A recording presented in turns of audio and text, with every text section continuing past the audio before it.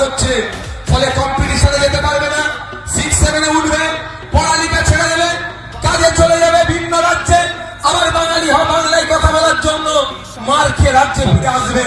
রাজ্যে কর্মসংস্থান নয়, তখন আবার মমতা ব্যানার্জি দলের লোকেরা ডাকবে, এইদিকে আয়, 300 টাকা দিচ্ছি, 200 টাকা দিচ্ছি, যাতে বমিটা মেরায়, বুদ্ধ পাল্টা করায়, আইএসএফ বা বামপন্থীরা ঝান্ডা লাগাচ্ছে ডিস্টার্ব করে। এই বলাতে যখন এই করতে করতে যদি ক্ষতিগ্রস্ত হয়ে যায়, জেলে জীবন থাকবে।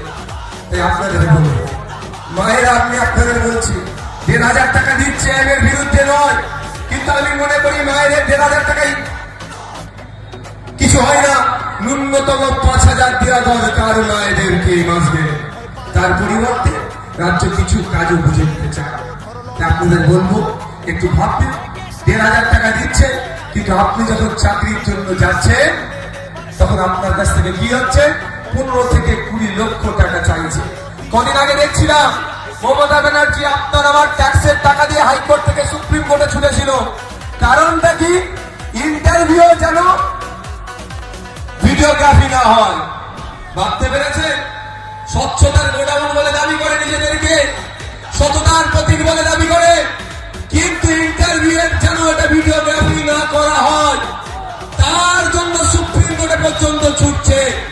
আর এদিকে খানচূন্য বামপন্থীরা কি বলছে শুনে রাখুন, শুনুন, ভিডিওগ্রাফি নয়, আপনার ছেলে 330 টাকা 550 টাকায় ফর্ম ফিল আপ করে চাকরির পরীক্ষায় বসবে, ওএমআর পরীক্ষায় নিয়ে বসবে, পরীক্ষা দেওয়ার সাথে সাথে ওএমআর শিটের একটা কপি বাড়িতে নিয়ে আসবে। শুধু বাড়িতে নিজের কপি নয়, যতজন পরীক্ষা দেবে 10 লাখ 15 লাখ 20 লাখ যাই হোক না কেন, প্রত্যেকে ওএমআর শিটে স্ক্যান করে কপি আমরা ইন্টারনেটে আপলোড করে দেবো। পৃথিবীর যে কোনো প্রান্ত থেকে যদি দেখতে চায় কে কেমন প্রশ্ন করেছে, কে প্রশ্ন কেমন উত্তর দিয়েছে, যে কেউ দেখতে পারবে, অর্থাৎ সেখানে কোনো দুর্নীতি থাকবে না।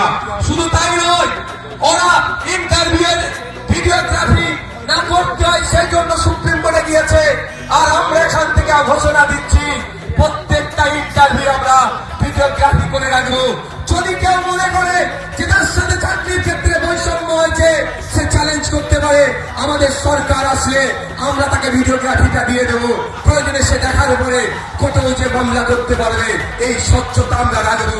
চাকরির ক্ষেত্রে 15 লাখ 20 লাখের কোনো কোটা থাকবে না, মেধার কোটা থাকবে। 100% রোস্টার মেনটেন করে আপনার আমার বাড়ির ছেলেমেয়েরা চাকরি পাবে।